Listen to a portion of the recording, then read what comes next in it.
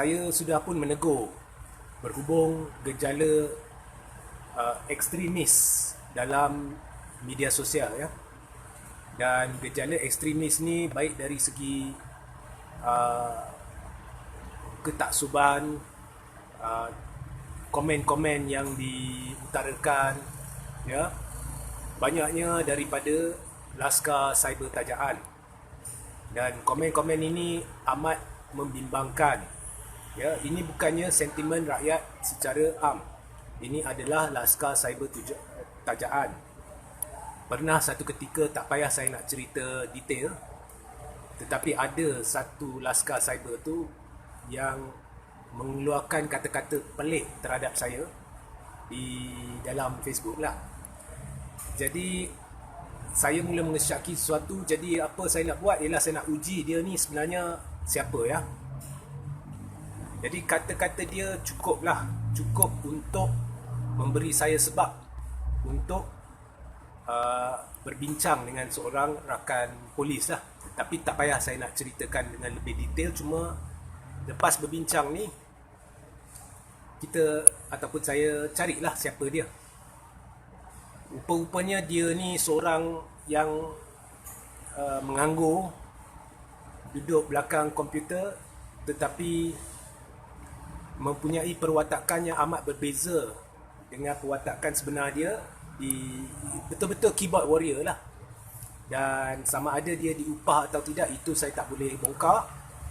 Tetapi apa yang dia buat sungguh dahsyat. Dan selepas saya menjumpainya, dah hilang terus lah budak ni. Okey,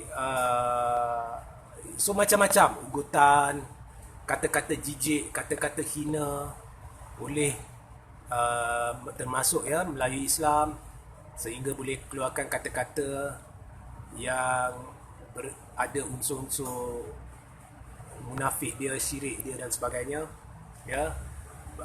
Menghina pemimpin secara lampau, ya, dan mereka tidak berhujah. Jadi saya merayu kepada seluruh rakyat Malaysia dan pendengar saya, tolong tularkan live ini, tolong tularkan.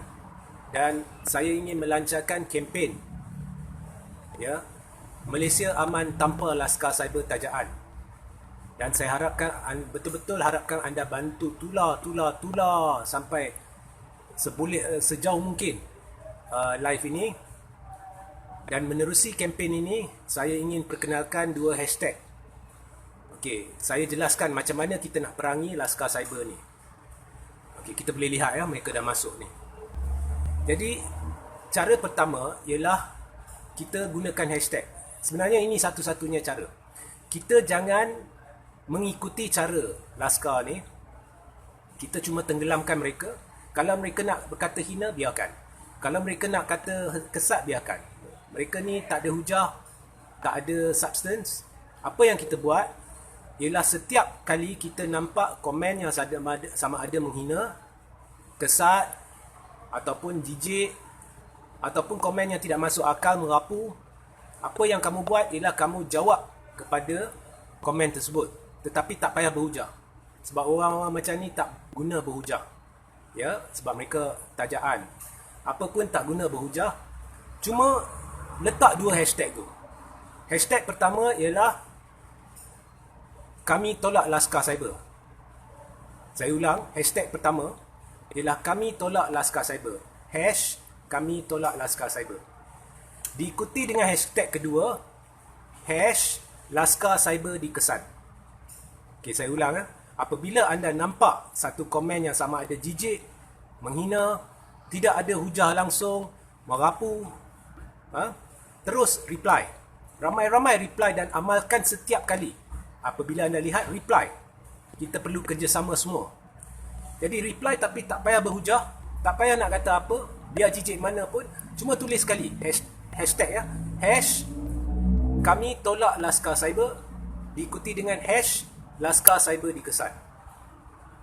Kemudian berhenti dan tak perlu hirau orang ni, ya. Jadi yang dulu tak komen, amalkan komen ini, 2 hashtag ni. Kalau dah lupa, rewind balik video ni dan rujuk apa yang hashtag yang saya maksudkan. Jadi kita banjiri media sosial dengan hashtag ini di ruang komen sebagai jawapan kepada mana-mana komen yang merapu, menghina, jijik, kata-kata hasut, kata-kata kesat dan sebagainya. Okay? Tapi jangan pula guna hashtag ini untuk orang yang berhujah, tetapi hujah dia tidak selari dengan apa yang anda percayakan atau pihak yang anda sokong. Contohnya anda penyokong Najib tapi orang tu penyokong Mahathir, dia beri hujah-hujah yang bernas, jangan guna hashtag ni. Kamu kena bersedia untuk menerima pandangan yang berbeza. Begitu juga kalau penyokong Mahathir, kamu dapati ada orang yang berhujah menyokong Najib tapi hujah ju bernas, dia ni bukannya merapu, menghina dan sebagainya, jangan gunakan hashtag ni. Hanya bila anda nampak komen yang menghina, menghasut, jijik, kata-kata kesat dan sebagainya, merapu, reply. Ramai-ramai reply. Dan amalkan sentiasa. Banjiri media sosial, amalkan sentiasa, reply dengan 2 hashtag ni. Hashtag pertama, kami tolak Laskar Cyber. Hashtag kedua, Laskar Cyber dikesan. Ya. Jadi minta bantuan ramai-ramai ya. Biasanya dulu saya buat pelancaran-pelancaran begini di hotel. Saya jemput umum dengan panel speaker ya. Dengan minta bantuan dana daripada umum, mereka RM10 seorang, RM20 seorang, kumpul, saya booking hotel dan saya buat. Tapi memandangkan wabak Covid melanda dan sebagainya, jadi saya tidak dapat buat begitu. Ya. Jadi saya lancarkan terus di sinilah. Okey, jadi tolonglah sokong, tolonglah tularkan video ni, tolong dalam 2-3 hari ni terus menerus tular video ni. Biar kita tarik seberapa ramai yang boleh rakyat Malaysia untuk bantu menjayakan kempen ini. Dan dalam 10 minit selepas live ni saya akan letakkan artikel berkenaan dengan kempen ni. Cari ya, tolong cari dalam ruang komen ya, dan share ramai-ramai artikel tersebut. Baik. Yang kedua, tajuk yang kedua ialah berkenaan dengan Anwar. Jadi tujuan saya dah beritahu semalam. Tujuan saya menyampaikan semua ni adalah untuk memberi pandangan saya supaya rakyat faham apa yang berlaku, supaya mereka lebih tenteram. Baik, Anwar menjerat diri dia sendiri. Dah kantoi, dah game over. Okey, Anwar dia sebenarnya niat dia dua. Okey. Walaupun dah habis pilihan raya negeri Sabah, walaupun PKR dah kantoi, dia pun dah kantoi, rakyat Sabah dah beri mesej jelas mereka tak nak Anwar sebagai Perdana Menteri, dia masih tak berputus asa. Jadi dia buat satu senarai nama dan dia beri kepada Yang di-Pertuan Agong. Nah, sebelum saya lanjutkan, pertamanya di Malaysia, kalau kita memang ikut sistem kelaziman sistem Westminster. Ya, sistem Westminster dalam parlimen, di mana apabila kita hendak bincang soal sokongan, kita hanya buat undi tidak percaya. Jadi Mahathir sudah usulkan usul tidak percaya yang Muhyiddin sengaja belakangkan ya, semasa parlimen bersidang. Jadi seharusnya Muhyiddin mengadakan sidang tergempar dan membenarkan usul tidak percaya itu dibentangkan untuk melihat sekiranya beliau masih memiliki sokongan majoriti. Yang memang sah tak adalah, tapi itulah caranya. Jadi apabila Muhyiddin tidak memiliki sokongan majoriti menerusi sidang tergempar tersebut, maka Muhyiddin ada 2 pilihan. Pilihan pertama adalah dia letak jawatan bersama jemaah menteri, dan kemudian Yang di-Pertuan Agong akan memulakan proses menurut peruntukan Perlembagaan Persekutuan berdasarkan kuasa-kuasa dia untuk melantik Perdana Menteri baru. Dan pada masa itu, Yang di-Pertuan Agong akan berjumpa dengan ahli parlimen untuk mendapatkan feedback. Option kedua Muhyiddin ialah apabila dah terbukti menerusi usul tidak percaya bahawa dia tidak memiliki undi majoriti, maka dia boleh menasihati Yang di-Pertuan Agong menurut peruntukan perlembagaan untuk membubarkan parlimen. Dan ini akan menjurus kepada pilihan raya umum ke-15. Itu cara betul. Sebab dalam Perlembagaan Persekutuan ini tak ada cara yang membincangkan akuan bersumpah, dokumen dan sebagainya. Jangan rujuk Jangan rujuk apa yang berlaku selepas langkah Sheraton di mana Agong berjumpa dengan ahli parlimen, sebab yang tu berbeza. Yang itu, Tun memang meletak jawatan sebab tidak bersetuju dengan tindak tanduk Muhyiddin yang ingin kerjasama dengan UMNO secara en bloc. Jadi Tun tidak ingin jadi Perdana Menteri Perikatan Nasional sebab dia tidak ingin bekerjasama dengan pihak-pihak yang bermasalah dalam UMNO. Jadi apabila dah letak jawatan, memang negara tak ada Perdana Menteri. Jadi memang menurut Perlembagaan Persekutuan, Yang di-Pertuan Agong perlu lantik Perdana Menteri. Jadi sebab itu dia temu ramah satu-satu ahli parlimen. Okay? Tapi ini saya cerita dari segi perlembagaan. Tapi tak apa. Anwar dah serahkan dokumen tu yang ada senarai nama. Nah, sebelum saya teruskan, saya dengan sini secara rasmi memberitahu bahawa Anwar menipu. Senarai itu palsu. Okey? Tapi dia boleh buat demikian. Dia boleh petik nama, dia boleh buat demikian. Mengapa dia boleh buat demikian? Sebab dah tahu benda ni sebenarnya bukan cara yang betul. Akhirnya yang di Pertuan Agong kena juga berjumpa dengan ahli-ahli parlimen. Bukan berdasarkan dokumen tu Agong buat keputusan. Ya. So Anwar tahu benda ni. Okey, jadi dia petik. Sekarang benda tu sebenarnya bagus. Sebab apabila Anwar berbuat demikian, tujuan Anwar berbuat demikian ialah Anwar nak mengelakkan sidang tergempar parlimen. Sebab apabila ada sidang tergempar parlimen dan Muhyiddin hilang undi majoriti atau terbukti Muhyiddin tiada undi majoriti, memang akan berlaku. Jadi Muhyiddin mungkin akan bubar parlimen dan pilihan raya ke-15 tercetus. Bukan sebab dia nak, sebab terdesak. Dan dalam keadaan terdesak, pilihan raya dah tercetus. UMNO memang kita dah lihat di Sabah makin tenggelam. UMNO, Perikatan Nasional, PPBM dan sebagainya prestasi dia akan buruk. Sebab kali ini ramai calon daripada Parti Pejuang Tanah Air akan bertanding. Tak bertanding pun memang buruk. Kita boleh lihat di Sabah. Daripada tahun 2008 konsisten prestasi UMNO menurun. PPBM di Sabah dapat 11 kerusi. Parti Warisan yang bukan dipimpin oleh Perdana Menteri dapat 23 kerusi, meningkat. Ya, Warisan sokong Mahathir. PPBM diketuai Perdana Menteri. Itu merupakan tamparan hebat kepada Muhyiddin kerana ini menunjukkan rakyat lebih suka gandengan Syafiq Abdal dengan Mahathir berbanding dengan Muhyiddin. So memang kita dah tahu dah keputusan. BN dengan Perikatan Nasional is gone. Tapi itu bukannya sebab Anwar nak elak sidang tergempar. Sebab dia tahu Parti Pejuang apabila bertanding, dan memang dijangka akan bertanding hampir semua kerusi yang ditandingi oleh PPBM dengan UMNO, Parti Pejuang akan dapat bilangan kerusi tertentu yang agak besar yang menjadikannya kingmaker. Itu yang Anwar tak nak. Sebab impian Anwar untuk jadi Perdana Menteri yang memang dah tak wujud dah akan terkubur secara rasmi buat selama-lamanya. Jadi itu yang dia tak nak. So dalam keterdesakan, dah tak ada pilihan lain, jadi dia buat senarai nama tu dengan harapan tidak ada sidang tergempar, tetapi sebaliknya Agong berjumpa satu persatu ahli parlimen. Dan Anwar berharap, sebab orang terdesak ni kalau dah tak ada pilihan, mereka akan mengharap suatu benda yang memang ramai orang tahu tidak akan berjaya. Tetapi sebab tak ada pilihan, dia berharap dalam pada Agong antara sekarang dengan apabila Agong berjumpa ahli-ahli parlimen, ahli-ahli parlimen akan terpedaya, tertipu dan menyatakan sokongan terhadap Anwar. Now, DAP yang suka tak suka, DAP ni tidak akan sekali-kali bekerjasama dengan UMNO. Khususnya UMNO yang ada nama-nama seperti Zahid, Najib, Aziz Rahim, Bong Mokhtar, Anwar Musa dan sebagainya, semua dalam satu kumpulan. Okay?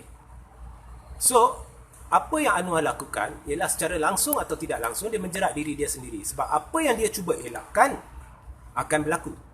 Iaitu dia tidak akan dapat sokongan majoriti. Jadi seandainya Agong menerima, kita buat andaian lah. Kita buat andaian bahawa Anwar akan dapat apa yang dia hendak. Jadi Agong menerima semua ahli-ahli parlimen. Jadi apa yang akan berlaku ialah kita akan tahu bahawa bukan hanya Anwar tidak memiliki sokongan majoriti, Muhyiddin tidak memiliki sokongan majoriti, dan kita akan tahu siapa yang memiliki sokongan majoriti. Jadi Anwar akan kantoi kat situ. Yang kedua, seandainya Agung tidak menemu ramah, belum ahli-ahli parlimen, tetapi sebaliknya Muhyiddin memanggil sidang tergempar parlimen dan memanjangkan usul yang dibentangkan oleh Mahathir, iaitu usul tidak percaya, dan Muhyiddin kalah, iaitu terbukti bahawa dia tidak memiliki majoriti, Muhyiddin mungkin akan berjumpa dengan Yang di-Pertuan Agong dan akan minta supaya parlimen dibubarkan. Jadi akan tercetus pilihan raya umum ke-15 dan sekaligus impian Anwar untuk menjadi Perdana Menteri turut akan terkubur. Jadi Anwar sebenarnya menjerat diri dia sendiri. Okey? Dan UMNO memang dah kantoi. Dah terbukti dah. UMNO sanggup bekerjasama dengan DAP, dan artikel ni saya dah tulis sebentar lagi. Saya akan letak di link di bawah. Jangan lupa cari 10 minit selepas live ni. Bukti-bukti yang menunjukkan UMNO, iaitu Najib dan Zahid, memang sedia bersekongkol dengan DAP. Perkara ni sebenarnya saya cuba ceritakan dari dulu lagi. Saya dah beritahu pada bulan September 2018, dalam pada UMNO dan PAS memainkan sentimen anti-DAP ni, Anwar Musa keluar kenyataan, memang UMNO kena terima kemungkinan untuk kerjasama dengan DAP. Bukan saya yang kata, Anwar Musa yang kata. Jadi cari artikel tu dalam ruang komen dalam 10 minit selepas live ni. Saya akan letak di sana, baca. Okay? So, UMNO dah kantoi, terbukti tim Najib dengan Zahid ni bersedia untuk bekerjasama dengan DAP. Walaupun dikatakannya DAP anti-Islam, DAP ini, itu, apa ni semua syaitan lah, apalah, entahlah. Okay? Jadi, tak usahlah cuba mempertahankan sesuatu yang dah terang depan mata, iaitu kumpulan terpesong. Jadi ini cuma saya nak terangkan, jelaskan apa yang sedang berlaku. Dan apabila dah terbukti bahawa Anwar menipu, saya berharap pihak-pihak yang berkuasa mengambil tindakan, kerana tindakan Anwar ni, tindak tanduk Anwar ni sebenarnya mengganggu gugat kestabilan ekonomi dan politik negara. Kalau ada sokongan, tak apa. Okay? Kita boleh tahu, sebab Agong boleh tanya ahli parlimen. Ya, mungkin Anwar tak dapat sokongan, mungkin mereka dah ubah selera, itu tak apa. Tapi dia boleh tanya, pernahkah kamu sokong Anwar kemudian ubah fikiran? Jadi daripada jawapan ahli parlimen boleh tahu Anwar tipu ke cakap benar. Jadi benda ni sebenarnya baik apa yang berlaku, dan kita sekarang lihat apa yang akan menyusul. Okey. Ini adalah noktah bagi Anwar sebenarnya. Di kempen Sabah, lepas Anwar buat pengumuman dia sokong majoriti, Lim Guat Eng dah pegang mic. Macam mana kau nak saya sokong UMNO, sedangkan kita menentang UMNO di Sabah, menentang UMNO di PRU 14, kita menentang Najib, kita menentang Zahid. Ini bukan soal Han sokong ke tak sokong Lim Guat Eng ke, Han sokong ke tak sokong DAP ke, Han sokong Anwar ke tak sokong Anwar, Han sokong Mahathir ke tak sokong Mahathir. Tolak tepi. The logic in his statement is sound. Okay? Jadi jangan buang masa lah dengan Anwar ni. Dan sekali lagi, sebelum saya akhiri sidang live ni, dalam 10 minit jangan lupa rujuk ruang komen sertai saluran Telegram saya di mana saya buat banyak pengumuman. Cari artikel yang saya maksudkan dan tolong sebarkan live ini. Sokong kempen saya yang saya lancarkan tadi, iaitu kempen Malaysia Aman Tanpa Laskar Cyber. Dan tolong sebarkan mesej ini di mana setiap netizen di dalam setiap media ke, portal ke, apa ke, di media sosial ke, apabila anda pergi ke ruang komen, nampak saja komen merapu, menghina, menghasut, mencaci, jijik, terus jawab tapi tak payah berhujah. Cuma letak 2 hashtag sana. Hashtag pertama ialah hash kami tolak Laskar Cyber. Hashtag kedua ialah hash Laskar Cyber dikesan. Itu saja. Banjiri sidang media sosial dengan hashtag-hashtag ini, dan jangan berhenti sampai bila-bila. Kita hendak jadikan Laskar Cyber tajaan ni bagi orang nampak orang ni tak berguna, dan kita tak hirau. Mereka cakap apa, kita tak hirau. We don't care. We don't care, kita tak hirau. Dengan mesej tu, lama-lama orang akan sedar. Okay. We don't care.